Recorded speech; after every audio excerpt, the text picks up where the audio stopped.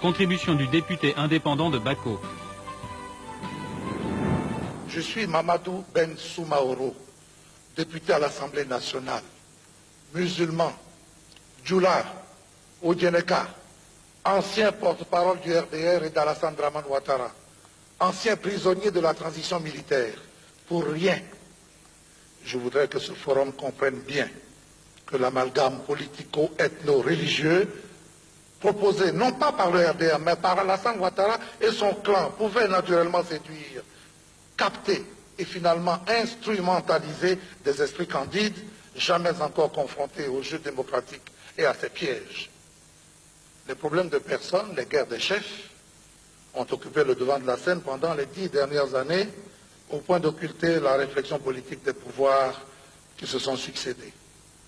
Le procès en xénophobie intenté à la Côte d'Ivoire comme celui de l'esclavagisme des enfants, ou encore le problème de nos antagonismes ethniques, déroutent les Ivoiriens.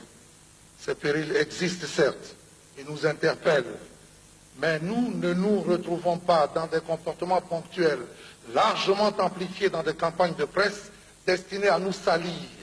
L'islam est une foi conquérante, mais cette foi qui est conquérante pour l'islam lui-même ne saurait l'être pour un homme futile, Alassane Dramane Ouattara. Toutes les conquêtes passées et à venir l'ont été et le seront pour le prophète Mohammed, que la paix infinie s'étende sur lui. Je m'impose le devoir et prends le risque aujourd'hui d'interpeller les chefs de la communauté musulmane, de ma communauté religieuse, sur la position dominante et incontournable qu'ils occupent. C'est de cette autorité-là que je leur demande d'user pour convaincre Alassane Dramane Ouattara de se retirer de la vie politique ivoirienne dignement et sans condition, ici et maintenant. Vous savez comme moi, qu'aucune autre clé ne permettra d'ouvrir la porte de cette réconciliation tant attendue. Vous avez manifesté à Alassane et pour Alassane un attachement, une fidélité et un sacrifice qui méritent tous les éloges.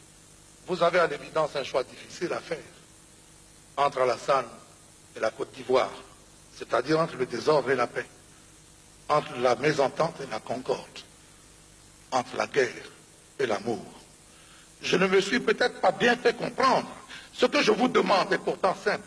D'un côté, vous avez un individu, de l'autre, un pays entier avec ses habitants, vos frères et vos sœurs. Pour le reste, il me faut attirer l'attention de chacun sur le fait que tout le monde comprend désormais le distinguo entre la nationalité d'Alassane et son inéligibilité. Je viens de remettre un dossier complet en béton sur le sujet au vice-président de cette instance et président de séance. Dossier troublant s'il en fut, avec des éléments nouveaux et accablants sur la nationalité d'Alassane. Je n'ai ici que le temps de citer la naturalisation de sa sœur cadette, par décret en 1992, quand il était Premier ministre lui-même.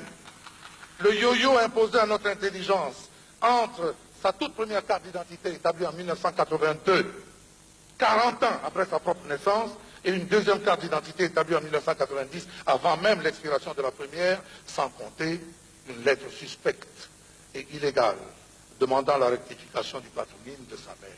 Son propre frère aîné, Gaussou Ouattara, s'épanche et reconnaît dans un journal de la place financé par Alassane lui-même que son cadet a été voltaïque. Cette partie inédite est à votre disposition dans ce dossier désormais confié à l'histoire de notre pays. Lorsqu'on rêve seul, ce n'est qu'un rêve. Lorsqu'on rêve ensemble, c'est le commencement de la réalité, disait le théologien de la libération, le brésilien Dom Helder Camara. Je vous engage à partager ce rêve d'une Côte d'Ivoire forte, stable, ouverte, au sortir de ce forum de la réconciliation. Je vous remercie.